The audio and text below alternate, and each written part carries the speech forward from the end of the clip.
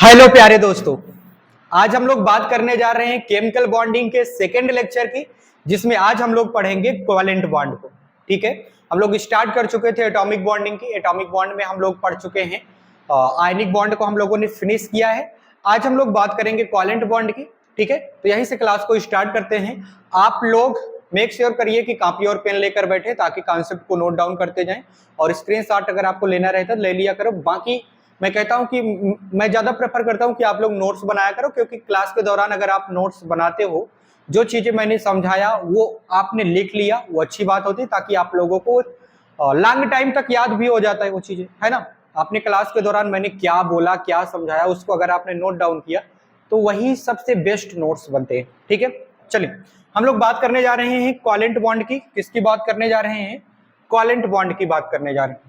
ध्यान दीजिएगा, जब हम कोवेलेंट बॉन्ड की बात करते हैं, ठीक है, इसकी बात करते हैं, कोवेलेंट बॉन्ड की बात करते हैं, तो ये बॉन्ड फॉर्म होता है, बॉन्ड फॉर्म बाय द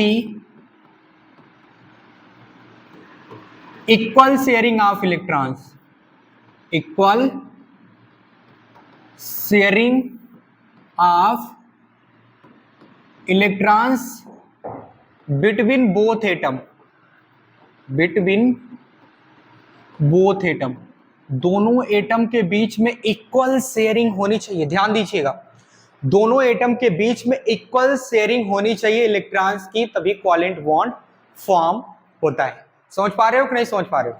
ठीक है ना।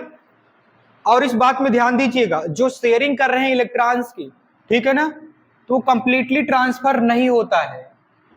Electrons does not gate completely transfer,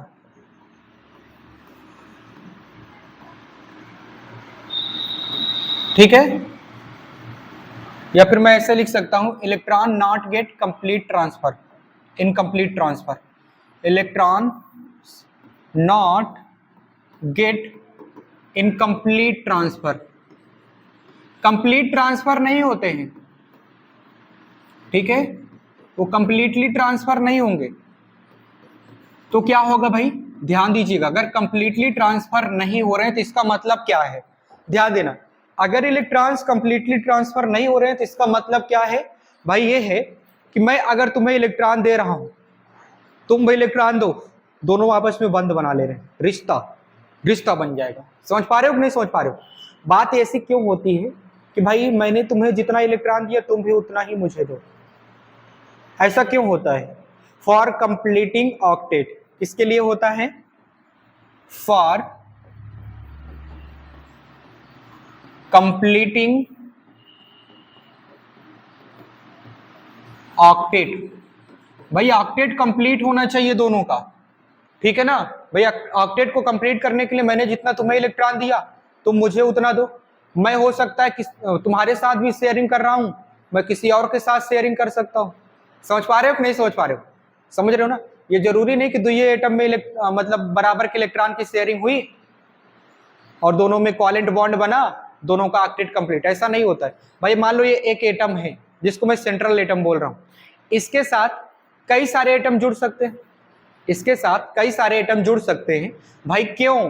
क्योंकि भाई अगर इसको ऑक्टेट कंप्लीट करना है तो तुम मान लो कि एक इलेक्ट्रॉन दे रहे हो, तुम एक इलेक्ट्रॉन शेयर कर रहे हो, ये भी एक इलेक्ट्रॉन तुमसे शेयर करेगा, लेकिन इसका भी ऑक्टेट कंप्लीट नहीं हुआ है। अगर इसको ऑक्टेट कंप्लीट करना है तो किसी और एटम के साथ ये शेयरिंग करेगा इलेक्ट्रॉन, ठीक है ना, किसी और के साथ कोवेलेंट बॉन्ड बनाएगा। समझ पा रहे हो कि नहीं समझ पा रहे हो? समझ रहे हो ना। ध्यान दीजिएगा, कोवेलेंट बॉन्ड बराबर की शेयरिंग से होता है, और कोवेलेंट बॉन्ड में कंप्लीट ट्रांसफर ऑफ इलेक्ट्रॉन नहीं होता है। और ऐसा इसलिए होता है क्योंकि हमें ऑक्टेट कंप्लीट करना है। क्या कंप्लीट करना है? ऑक्टेट कंप्लीट करना है। आगे ध्यान दीजिएगा, जब हम इसी की बात करते हैं, जब हम इसी में बात करते हैं, ध्यान देना, जब हम इसी में बात करेंगे, ठीक, तो ये कोवेलेंट बॉन्ड बनता कैसे है? ठीक है, ये भाई साहब शेयरिंग ऑफ इलेक्ट्रॉन्स हुआ और कह भी रहे हो कि कंप्लीटली ट्रांसफर हो नहीं रहा है, तो क्या हुआ होगा उनके बीच में? उनके बीच में क्या हुआ होगा? Overlapping of electron orbitals. क्या हुआ होगा भाई? इलेक्ट्रॉनों को शेयर करने के लिए, भाई तुमने बोला कि इलेक्ट्रॉन का कंप्लीट ट्रांसफर नहीं हो रहा है, इलेक्ट्रॉनों की बराबर की शेयरिंग हो रही है। अगर बराबर की शेयरिंग हो रही है तो किस तरह से हो रही है? ठीक है ना, by the overlapping of orbitals. मैं लिख सकता हूं, मैं यहां पे लिख सकता हूं कि sharing of electrons by the overlapping of orbitals, sharing of electrons by the overlapping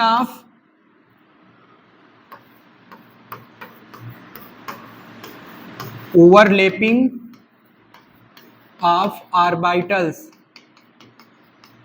समझ पा रहे हो कि नहीं समझ पा रहे हो? ऑर्बिटल्स के ओवरलैपिंग से शेयरिंग ऑफ इलेक्ट्रॉन्स हो जा रहा है, ना कि इलेक्ट्रॉन का कंप्लीटली ट्रांसफर हो रहा है। समझ पा रहे हो कि नहीं समझ पा रहे हो? ये कहानी होती है कोवेलेंट बॉन्ड की।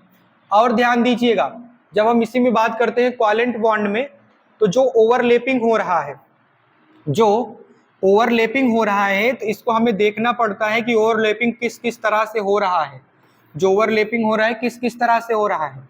तो सीधी सी बात है, हम लोग बात करेंगे टाइप्स ऑफ ओवरलैपिंग की।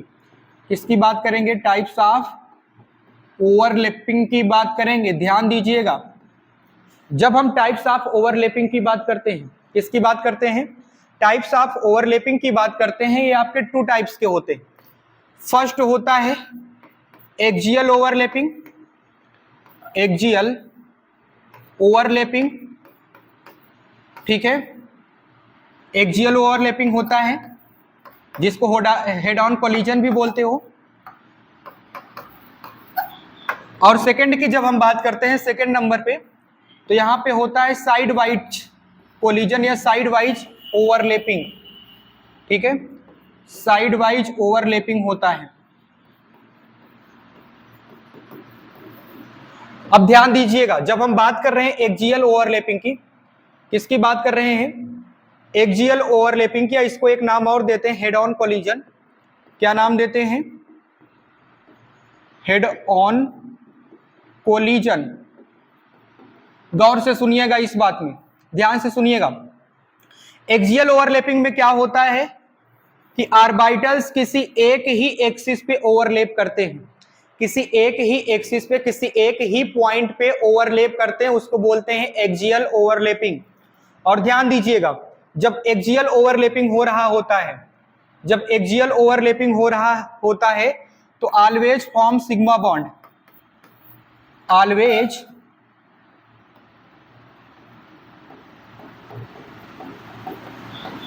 Forms sigma bond. और सिग्मा बॉन्ड कैसा होता है? सिंगल बॉन्ड होता है, ठीक है ना। Always form sigma bonds. और सिग्मा बॉन्ड कैसा होता है? सिग्मा बॉन्ड सिंगल बॉन्ड होता है, ठीक है। याद रहेगा? हाँ भाई याद रहेगा। जब हम बात करते हैं साइड वाइज ओवरलैपिंग की, किसकी बात करते हैं? साइड वाइज ओवरलैपिंग की बात करते हैं, ठीक है। या जिसको कोलेटरल ओवरलैपिंग भी कहते हैं, मैं लिख देता हूं इसका दूसरा नाम भी। साइड वाइज ओवरलैपिंग को कोलेटरल ओवरलैपिंग कहते हैं, कोलेटरल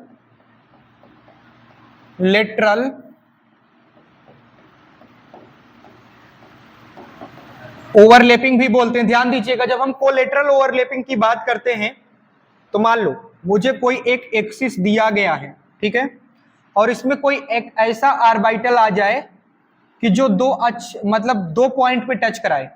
मतलब हम किन्हीं ऐसे ऑर्बिटल्स की बात करें, हम किन्हीं ऐसे ऑर्बिटल्स की बात करें जो कि दो पॉइंट पे टच कर सकते हैं।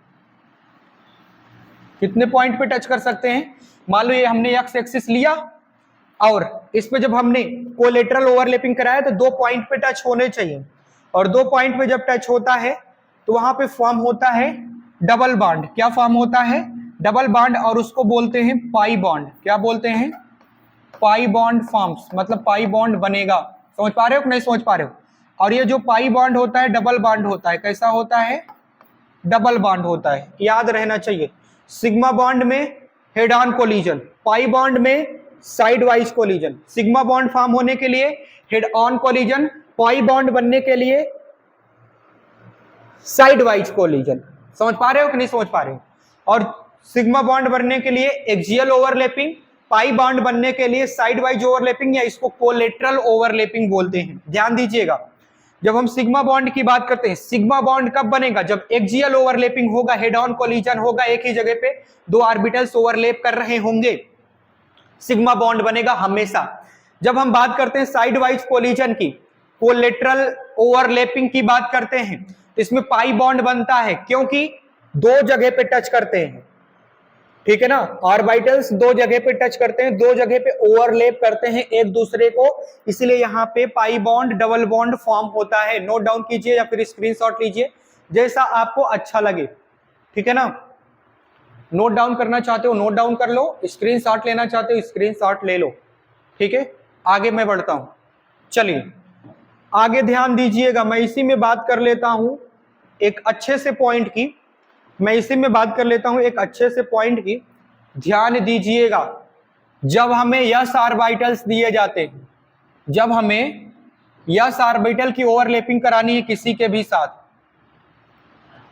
हमें यस ऑर्बिटल की ओवरलैपिंग करानी है, ठीक है, हमें एस ऑर्बिटल की ओवरलैपिंग करानी है। जब इसकी ओवरलैपिंग कराओगे किसी के भी साथ कराओगे, ध्यान दीजिएगा, यस ऑर्बिटल की ओवरलैपिंग तुम किसी के भी साथ करा दो तो ऑलवेज फॉर्म, ये जो होता है ना ऑलवेज फॉर्म्स सिग्मा बॉन्ड, ये हमेशा सिग्मा बॉन्ड बनाएगा, ठीक है ना। ठीक है, ये नोट पॉइंट है तुम्हारा, क्या है ये, इसको नोट पॉइंट बना सकते हो, ये है नोट पॉइंट, मतलब इंपॉर्टेंट है, नोट है। यस ऑर्बिटल है, ठीक है, यस ऑर्बिटल अगर ओवरलैप कर रहा है तो हमेशा वो सिग्मा बॉन्ड ही बनाता है, बेचारा गरीब टाइप का होता है, ठीक है कि नहीं, ठीक है, ठीक है। आप लोग इसको नोट डाउन कीजिए, ठीक। मैं आगे बढ़ता हूं, इसमें एक बेहद इंपॉर्टेंट टॉपिक आता है ओवरलैपिंग के मेथड को बताने के लिए। भाई मतलब ओवरलैपिंग के एक प्रकार से हम बात कर सकते हैं कि किस तरह से ओवरलैपिंग हुई है, ठीक है ना। आप जैसे बात कर लो, ओवरलैपिंग हुई है ना, इनके बीच में क्या कांड हुआ होगा। मान लो ये ओवरलैपिंग हुई है साइड वाइज, ठीक है, इनके बीच में क्या कांड हुआ होगा, यहाँ पे जहां टच कर रहा है और यहाँ पे जहां पे टच कर रहा है क्या हुआ होगा, उस बात को समझाने के लिए एक टॉपिक आता है, उसका नाम है हाइब्रिडाइजेशन। क्या नाम है, हाइब्रिडाइजेशन, ठीक है ना, ठीक है। हम लोग बात करने जा रहे हैं हाइब्रिडाइजेशन की, इसको मैं इंपॉर्टेंट पॉइंट बना के इसको अलग पेज में लिख या यहीं पे लिख देता हूं, ठीक है ना, यहीं पे लिख देता हूं। हम लोग बात करने जा रहे हैं हाइब्रिडाइजेशन की,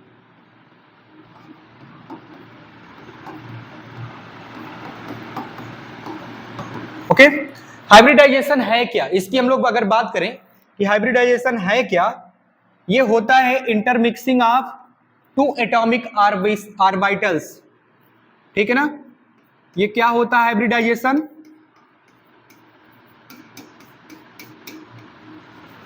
intermixing of two atomic orbitals, ठीक है ना। Intermixing of two atomic orbitals क्या होता है, हाइब्रिडाइजेशन होता है। आगे ध्यान दीजिएगा, इसी में अगर हम आगे बात करें, इसी में अगर हम आगे बात करें, ठीक है, इंटरमिक्सिंग क्यों होगी, ठीक है ना।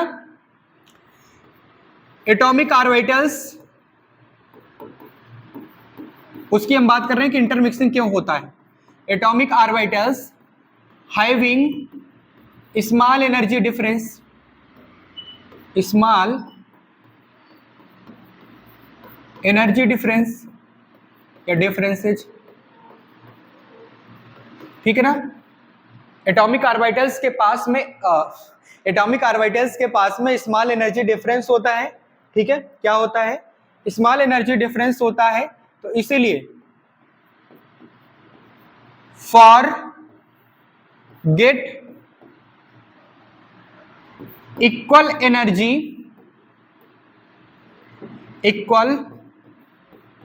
Energies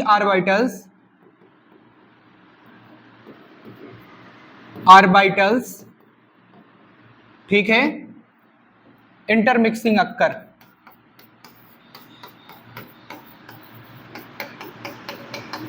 intermixing occur.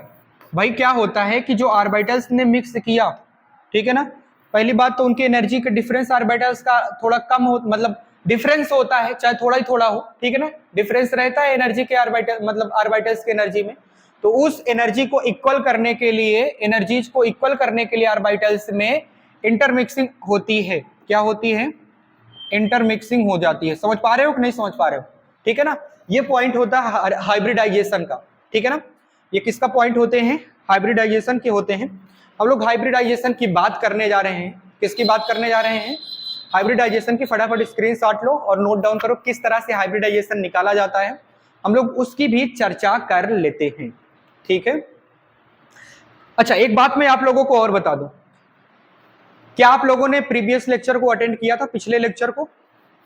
अगर आपने पिछले लेक्चर को अटेंड किया होगा तो मैंने किस तरह से स्ट्रक्चर को फॉर्म करते हैं, किसी भी कंपाउंड के स्ट्रक्चर को किस तरह से फॉर्म किया जाता है, इसके बारे में आप लोगों को डिटेल में जानकारी दिया है।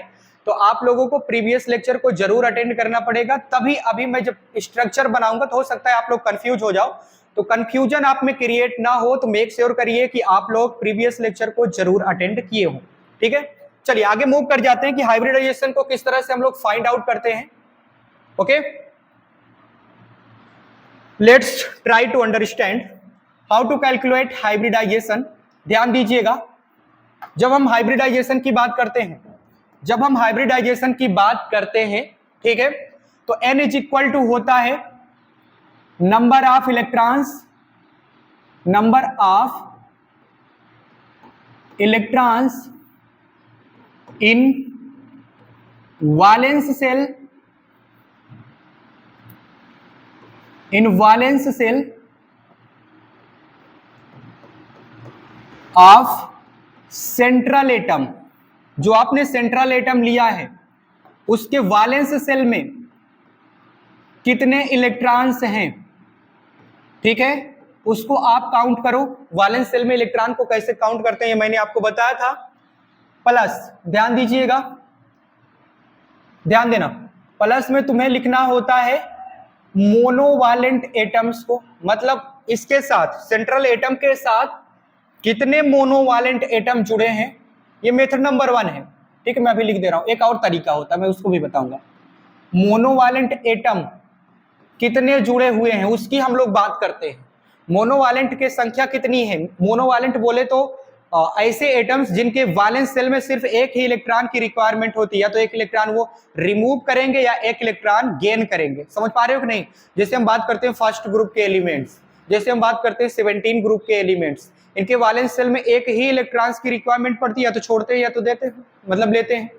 समझ पा रहे हो कि नहीं समझ पा रहे हो? तो वो एटम्स कितने जुड़े हैं सेंट्रल मेटल एटम के साथ, उसको आपको लिखना होता है। सेंट्रल एटम के साथ कितने मोनोवैलेंट एटम जुड़े हैं उसको लिखो। फिर प्लस माइनस तुम्हें लिखना होगा चार्ज। क्या लिखना होगा? प्लस माइनस चार्ज लिखना होगा। यहां पे प्लस माइनस का मतलब क्या है? अच्छा, पूरा इस फार्मूले को मैं लिखा देता हूं, बटे में 2 लिख देना, ठीक है। ये मेथड नंबर 1 था, ये हाइब्रिडाइजेशन फाइंड आउट करने का मेथड नंबर 1 है, ठीक है। ध्यान दीजिएगा, ये जो मैंने प्लस माइनस लिखा है इसको आपको समझाता हूं, इसको थोड़ा सा समझने की कोशिश कीजिएगा। ये जो प्लस माइनस चार्ज लिखा है इसका मतलब क्या है? बाकी मोनोवैलेंट का मतलब तो आप समझ ही रहे हो, और सेंट्रल एटम के वैलेंस सेल में कितने इलेक्ट्रॉन है इसको भी फाइंड आउट कर लो, अभी मैं बताऊंगा एग्जांपल के थ्रू भी, ठीक है ना। ध्यान दीजिएगा, ये जो प्लस माइनस चार्ज तुम्हें दिया गया है, इसको मैं थोड़ा ऊपर लिखता हूं, अच्छा अभी कट कर लूंगा मैं इसको। ये जो चार्ज प्लस माइनस दिया गया है इसका मतलब क्या है? इसका मतलब है अगर तुम्हें नेगेटिव का चार्ज है किसी कंपाउंड पर तो उसको तुम प्लस करो। क्या करो? प्लस करो, बोलो तो जोड़ो। समझ पा रहे हो कि नहीं समझ पा रहे हो? ठीक है। अगर अगर अगर पॉजिटिव का चार्ज है तो उसको घटाओ। क्या करो? घटाओ उसको। समझ पा रहे हो कि नहीं समझ पा रहे हो? यही बात कहना चाहता है प्लस माइनस चार्ज।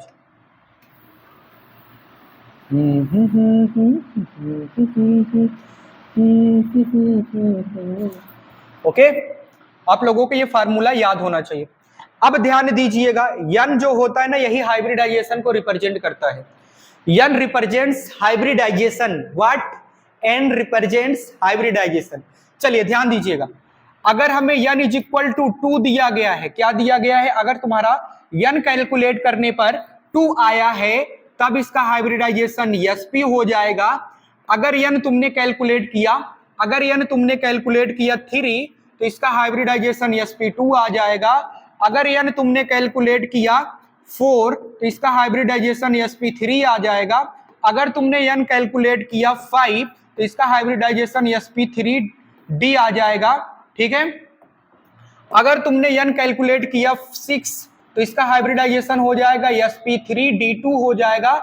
ठीक है, बस इतने तक ही जाना रहता है, आगे नहीं जाने की जरूरत पड़ती है। फटाफट स्क्रीनशॉट लीजिए, नोट डाउन कीजिए, मैं इसको करके दिखाता हूं, करके दिखाऊंगा। ठीक है, नोट डाउन करो या फिर स्क्रीनशॉट लीजिए, जैसा आप लोगों को उचित लगे। ठीक है, ओके ओके, चलिए अब हम लोग बात कर लेते हैं कि किस तरह से हम इसके एग्जांपल्स की बात करेंगे। ध्यान दीजिएगा,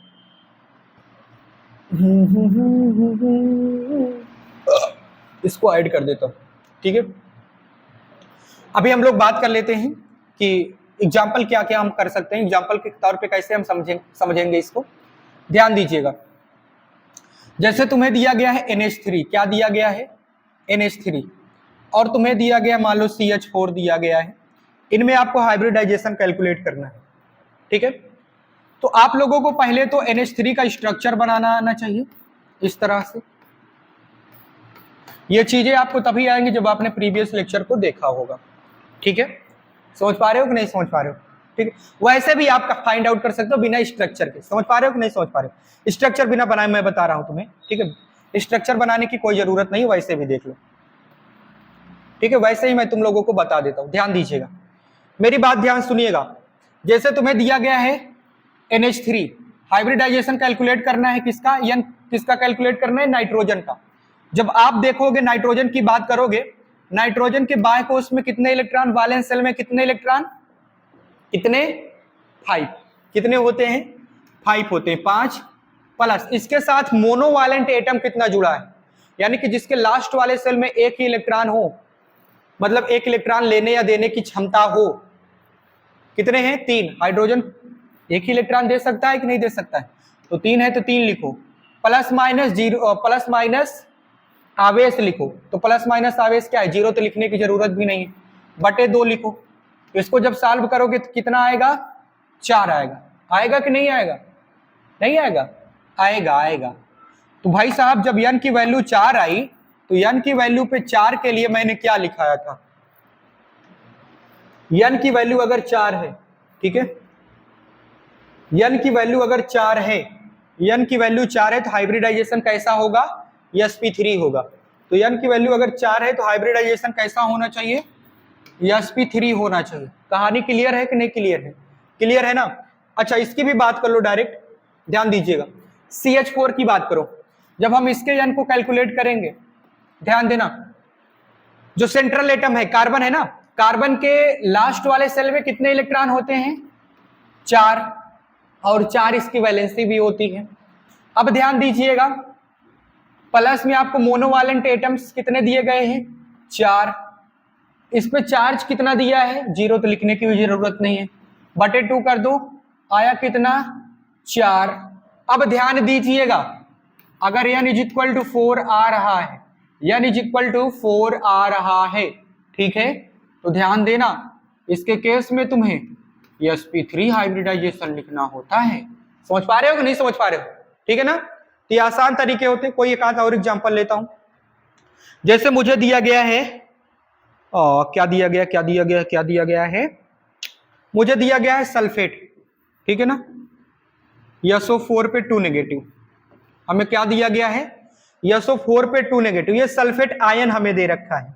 एक बात बताइए, अगर हम सल्फेट आयन के हाइब्रिडाइजेशन की बात करते हैं तो सेंट्रल एटम तो सल्फर हो गया, इसके हाइब्रिडाइजेशन की बात करोगे, ठीक है, तो चेक करो, सल्फर के वैलेंस शेल में कितने इलेक्ट्रॉन, 6, प्लस इसके साथ कितने मोनोवैलेंट एटम जुड़े हैं, 0। ऑक्सीजन की वैलेंसी 2 होती है, नहीं तो लिख दो 0 है। प्लस माइनस, प्लस की माइनस, प्लस, क्यों, क्योंकि माइनस का चार्ज है, कितना है, 2 बटे 2। अच्छा, इसका भी हाइब्रिडाइजेशन 4 ही आ रहा है, ठीक है ना। कोई ऐसा लेता हूं भाई, इसका भी हाइब्रिडाइजेशन क्या आएगा, sp3 आएगा। कोई ऐसा लू जिसमें कम आए, जैसे मैं बात कर लेता हूं किसकी बात कर लूं मैं, किसकी, मैं बात कर लेता हूं H2O की, ठीक है, H2O नहीं, दूसरा लेता हूं मैं, SF6 की बात कर लेता हूं। तुम्हें एग्जांपल दिया गया SF6 का, किसका दिया गया, SF6 का दिया गया है। अब इसमें हाइब्रिडाइजेशन कैलकुलेट करो, N निकालो, सेंट्रल एटम सल्फर है, सल्फर के वैलेंस शेल में कितने इलेक्ट्रॉन होते हैं, 6 होते हैं, हाँ होते हैं, प्लस मोनोवैलेंट एटम कितने हैं, 6 हैं कि नहीं है ना, मोनोवैलेंट एटम 6 है, चार्ज कोई है क्या, नहीं है, बटे 2 कर दो, ठीक है। अच्छा कहोगे कि सर आप चार्ज कैसे पता कर पा रहे हो, तो चार्ज पता करने के लिए तुम्हें मैंने फॉर्मल चार्ज पढ़ाया था कि नहीं पढ़ाया था भाई, और उसके लिए तुम्हें स्ट्रक्चर आनी चाहिए, प्रीवियस लेक्चर देखे होगे तभी ये चार्ज वगैरह मालूम चलेगा, नहीं तो नहीं चलेगा। तो ये आएगा आपका 6, कितना आएगा 6 के लिए क्या लिखते हो, sp3d2, ओके, इसे लिखा जाता है। अच्छा आपने एग्जाम्पल नहीं लिखा है तो नोट डाउन कर लीजिए, ठीक है, फटाफट स्क्रीनशॉट लो या नोट डाउन करो, ठीक। मेथड 2 भी बता देता हूं, मेथड 2 कैसे हम लोग फाइंड आउट करते हैं, उसके लिए स्ट्रक्चर आना चाहिए, मेथड 2 जानने के लिए हमें स्ट्रक्चर आना चाहिए, समझ पा रहे हो कि नहीं समझ पा रहे हो, ठीक है, ओके, चलिए आगे बढ़ता हूं। हाँ, हमें मेथड 2 से अगर फाइंड आउट करना है कि किस तरह से हम हाइब्रिडाइजेशन पता लगाएंगे, हम बात करने जा रहे हैं मेथड 2 की, किसकी बात करने जा रहे हैं, हाइब्रिडाइजेशन फाइंड आउट करने के लिए हम लोग बात करने जा रहे हैं मेथड नंबर 2 की। ध्यान दीजिएगा, जब इस केस में हम हाइब्रिडाइजेशन फाइंड आउट करते हैं तो यानी इक्वल टू हमें लिखना पड़ता है bond pair, number of bond pair plus number of lone pairs, क्या, नंबर ऑफ बॉन्ड पेयर, ना कि बॉन्ड पेयर के इलेक्ट्रॉन, बॉन्ड पेयर की ही बात कर रहा है, number of bond pair plus number of lone pair, ठीक है। यहां पे इलेक्ट्रॉन्स की बात नहीं कर रहा है, यहां पे बात कर रहा है सिर्फ नंबर ऑफ बॉन्ड पेयर और नंबर ऑफ लोन पेयर्स की, ठीक है। इसको मैं चेक करता हूं किस पे, मान लीजिए मुझे एग्जांपल दिया गया है NH3, जैसा कि अभी मैंने लिया था कि NH3 का हाइब्रिडाइजेशन sp3 आ रहा है, तो क्या sp3 आएगा, चेक करता हूं। इसमें अगर आपको बनाना पड़ेगा स्ट्रक्चर, अमोनिया का स्ट्रक्चर बनाओ, स्ट्रक्चर के लिए तुम्हें पिछला लेक्चर देखना ही पड़ेगा, ठीक है, क्या करना पड़ेगा, पिछला लेक्चर तुम्हें देखना ही पड़ेगा, ध्यान दीजिएगा। इसमें नंबर ऑफ, अगर हमें N निकालना है तो नंबर ऑफ बॉन्ड पेयर बताओ कितने हैं, नंबर ऑफ बॉन्ड पेयर 3 है, 3 लिखो, 3 बंद बन रहे हैं कि नहीं बन रहे हैं, है ना, plus number of lone pair कितना है, 1 है, 1 लिखो, तो आया कितना 4, तो 4 के लिए क्या लिखते हो, sp3 आया था कि नहीं आया था, प्रीवियस को मैं बात कर रहा हूं, देखो अमोनिया का sp3 आया है कि नहीं आया, आया है ना, तो यहां पे क्या आ रहा है, अमोनिया का sp3 आ रहा है ना। दूसरा मेथड भी मैंने आप लोगों को बता दिया है, ठीक है, स्क्रीनशॉट लेना चाहते हो स्क्रीनशॉट लो, नोट डाउन करना चाहते हो नोट डाउन करो, ठीक है ना, स्क्रीनशॉट ले लीजिए, ओके, कंफर्म है, ठीक है। आप लोगों ने क्लास को प्रॉपर्ली अटेंड किया, इसके लिए आप लोगों का बहुत बहुत धन्यवाद। आपने अपनी प्रिपरेशन को बूस्ट करने के लिए अपने चैनल को जरूर सब्सक्राइब किया होगा, ठीक है, इस चैनल को जरूर सब्सक्राइब किए होंगे, इसके लिए भी आप लोगों को बहुत बहुत शुक्रिया। मिलता हूं आप लोगों से नेक्स्ट लेक्चर में, आज के लेक्चर में इतना ही, तब तक के लिए आप सभी को बाय।